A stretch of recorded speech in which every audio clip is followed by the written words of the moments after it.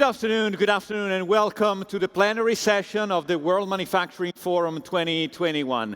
We are here in the beautiful venue of Villa Erba in Cernobbio on the Como Lake, so I thank those that are on site here in Cernobbio and those that are following through the digital platform of the WMF World Manufacturing Forum. So for those that are here in the room, making an applause is possible. So I know we are not trained anymore, but this is a way to start, with some energy. And having you physically here is another sign that the world is recovering, re-emerging from the pandemic. We know that COVID is still threatening lives and battering economies in different regions around the world. And we are very close to those that are still in the midst of the fight.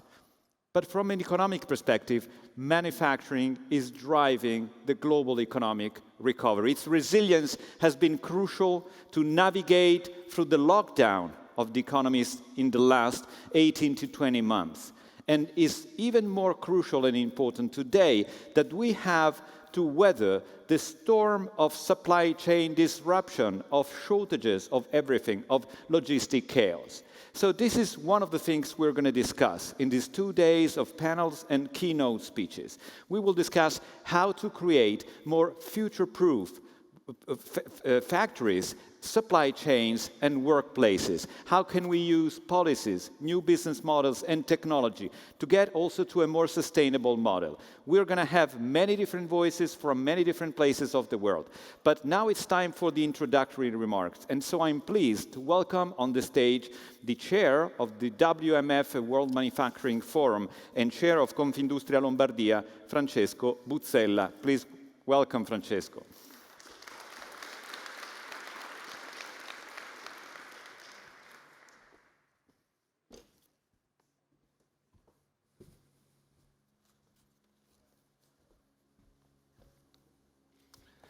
Good afternoon. Good afternoon to everybody. Thank you for being here today for the 2021 edition of the World Manufacturing Forum to discuss key emerging topics relevant to the long-term resilience of manufacturing. First of all, let me extend a warm welcome to Alberto Ribolla, the former president of the World Manufacturing Foundation, who has contributed to kickstarting the foundation and shaping long-lasting activities and a community of people engaged in spreading industrial culture worldwide. Alberto, please, I leave the floor to you now.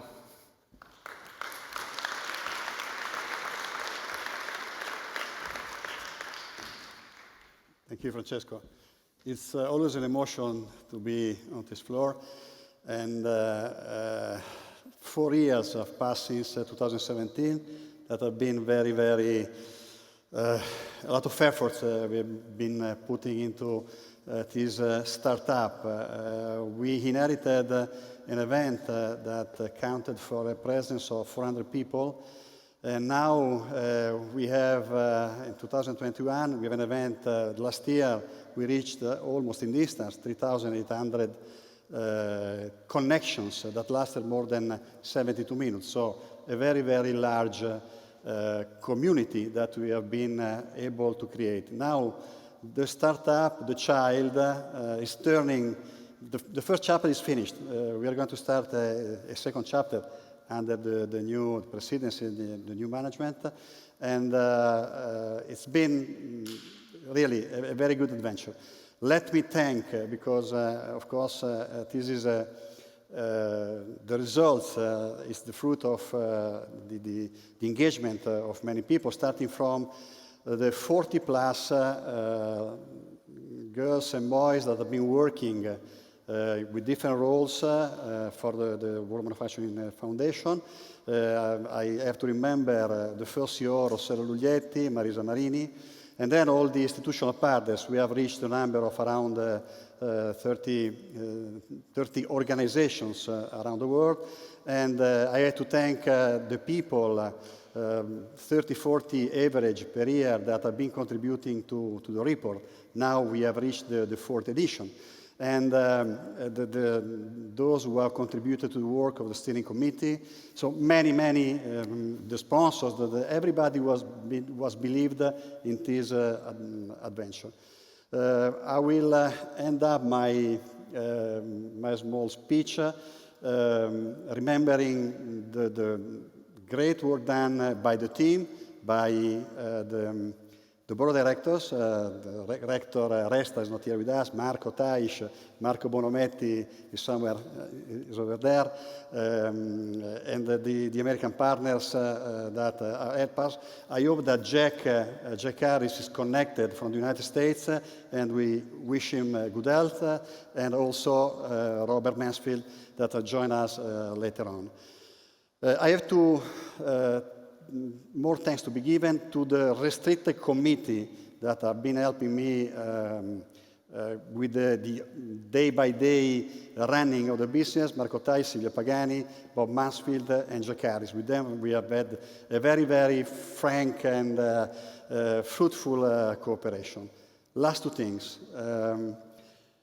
I'm thanking not for what they have done, but for what they will do. Our institutional partners, Confindustria Lombardia, IMSI, Politecnico di Milano, with their contribution, either in finance or in kind. That wouldn't have been possible without them.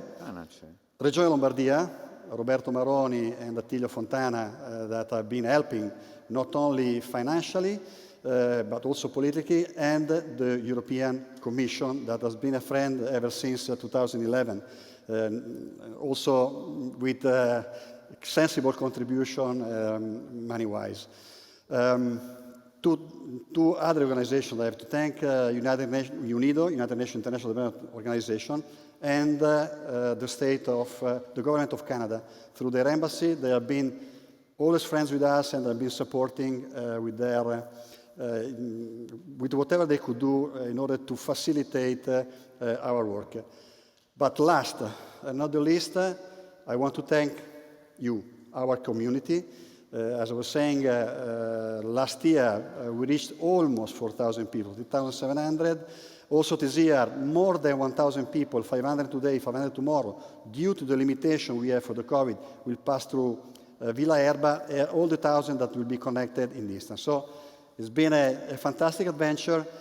It's still a startup, but it's growing. Thank you very much. Thank you. Grazie, Francesco. Thank you. Thank you, Alberto.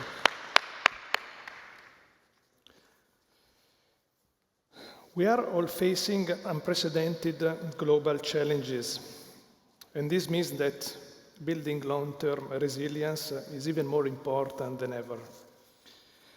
Circular manufacturing means manufacturing that has long-term vision, as every sustainable and green approach to production should, and very short-term effectiveness.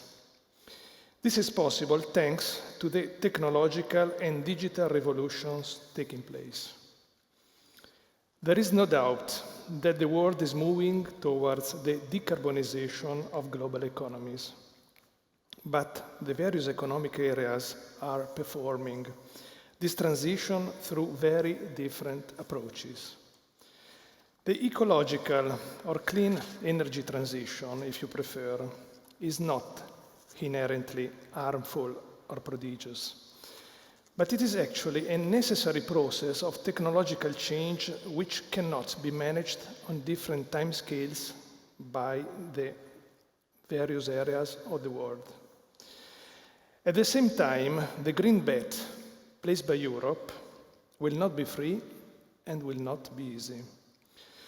The Fit for 55 presented in July, the package of measures linked to the Recovery Fund with which the European Commission aims to achieve a reduction of CO2 emission by 55% by 2030 as compared to 1990, could involve investments amounting to 3,500 billion euro, against the sum that has actually been made available, that is less than 1 billion euro. The energy transition will necessarily be managed with great pragmatism.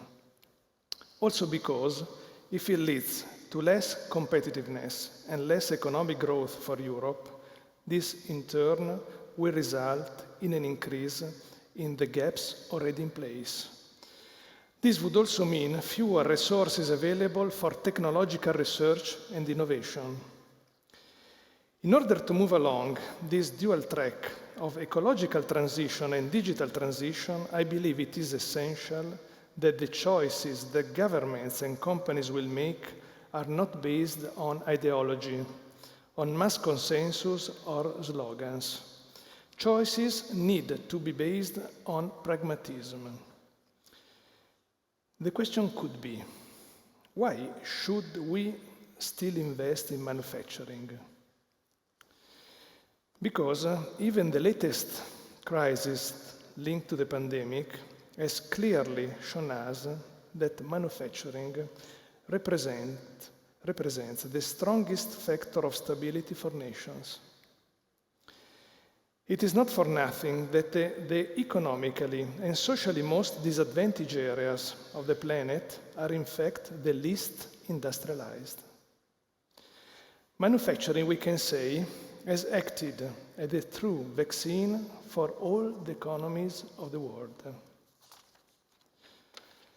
In the next 2 days, we will be talking and discussing these issues with more than 40 speakers from all over the world, focusing on the significance of circular economy and looking at ways to employ digital technologies to achieve environmental sustainability in manufacturing. Today, panels and keynote speaker sessions will focus on how companies and the manufacturing community can build long-term resilience, how future-proof global value chains can be established, and to what extent they are driven by developments in human capital and policies. The Back to the Future project involved 10 focus groups and over 100 experts globally. Each group developed a white paper identifying key propositions for the manufacturing community to develop in the long term. Tomorrow, panels and keynote speaker sessions will discuss the emerging role of digital technologies in transitioning to the circular economy. Policy developments from across the globe will be discussed, and this will be followed by a technical session on specific applications of digital technologies in organization to achieve circularity.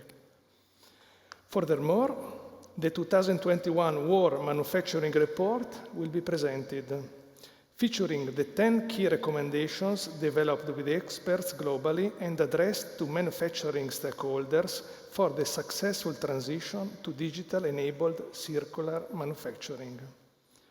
Thank you to all our partners and sponsors, to the speakers, and to our growing global community of stakeholders. You are making it possible to fulfill our mission to expand knowledge, promote innovation, and foster cooperation in manufacturing. I wish you all 2 very productive days. Thank you. Thank you, Presidente Buzzella. Grazie, Presidente Buzzella. Now, talking about the WMF community, there are funding pillars, including Regione Lombardia and Politecnico di Milano. So I welcome, again, for introductory remarks, Professoressa Donatella Sciuto, who's Executive Vice Rector at Politecnico di Milano. She's connected remotely. Welcome, buon pomeriggio. Good afternoon, everyone, and thank you for having Politecnico di Milano, which is really a founding member of this forum and foundation with you. I'm sorry that I'm not able to be in such a beautiful place like Cernobbio, who in the last few years has been the home for the forum. I would like to sincerely thank the President, Francesco Buzzella, for the invitation, and of course, the President of Regione Lombardia, Attilio Fontana, which is a very precious partner in this initiative. As a matter of fact, together with Politecnico di Milano, Regione Lombardia has been working hard to foster innovation. For us, at Politecnico, we see a virtual circular type of connection between education, basic research, and technology transfer. and innovation is one of our main key driver.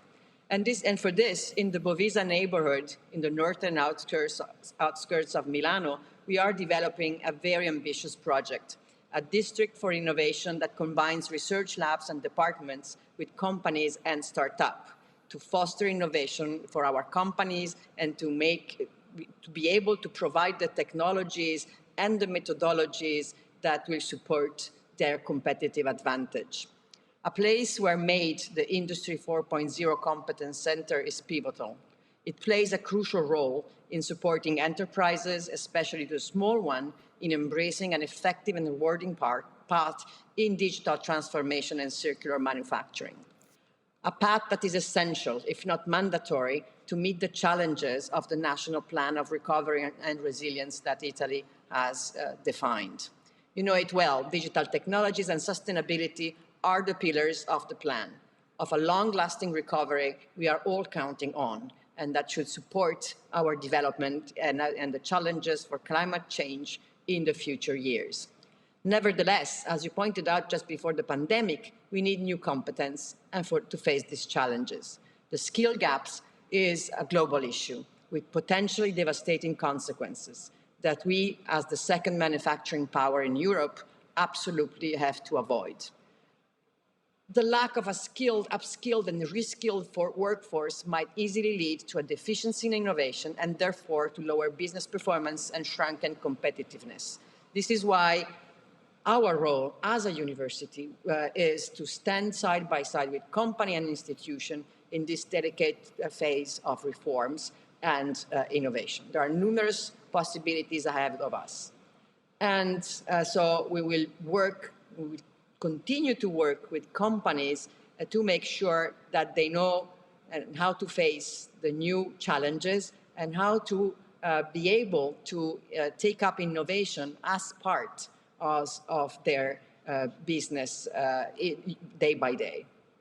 Finally, and yet importantly, I would like to thank Professor Marco Taisch, a wonderful host, and who is also the key driver for all our initiative together with our colleagues from the different departments in the different area of manufacturing, digital manufacturing, but not only. And I wish you all a pleasant and fruitful meeting. Thank you very much. Thank you so much, Professoressa Asciuto. We look forward to have you here in Cernobbio next time. Now it's turn for Attilio Fontana, who's president of Regione Lombardia. Good afternoon, everyone. I would like to welcome and thank Francesco Buzzella, President of Confindustria Lombardia, and the new President of the World Manufacturing Forum, Donatella Asciuto, Vice Rector of the Polytechnic University of Milan, and all guests and the speakers here today. Let me express my gratitude to Mr. Alberto Ribolla for the invaluable work and the passion he has dedicated to the World Manufacturing Forum over the years. Thank you. This 2021 event is dedicated to technology and the circular economy as factors for the development of manufacturing in the future. Due to the success of a vaccination campaign, which, as I recall, has now reached 89% in Lombardy, we are in a positive moment as a record. Plus 9.3% manufacturing production, plus 6.6% exports, and a rebound in regional GDP estimated at plus 5.4%, a net recovery on pre-COVID levels. Lombardy can therefore look to the future of its economy with optimism, thanks to the dynamism and ambition of a business system that we will support and promote. However, the manufacturing sector must direct its energy towards elements that increase its resilience in a highly competitive international market. I will mention two digital in the digital innovation and sustainability. Lombardy can count on certain strengths that accelerate its innovative capacity. This means that Lombardy can aspire to be not only the economic engine of the country, but the innovative engine of the country. In order to do so, we must increase the share of GDP allocated to R&D investments, a goal that thanks also to the considerable resources of PNR, National Recovery and the Resilience Plan, we are aiming to achieve. On the other hand, we know that the topic of innovation is closely related to sustainability. Sustainability means developing a growth model that balances the requirements of the country with those of businesses. Urban regeneration, reducing consumables, and the circular economy. These sectors are our targets for the resources obtained from the Green Deal and PNRR. About circular economy, let me remind you that the Lombardy region has launched the Observatory on Circular Economy, and an institution that involves trade associations who study measures to balance production requirements with those of environment. European Union resources made available to Italy are a valuable commodity that must not be wasted in favor of the growth of the country and overcoming historical deficits, beginning with low employment levels, especially among the young. Manufacturing, the most flourishing sector of our economy, must seize this extraordinary opportunity and pave the way for a more sustainable and fair development. Thank you and good work to everyone. Thanks again. Thank you, President Fontana. Thanks to Regione Lombardia for the support to the World Manufacturing Forum. Thanks for connecting today. And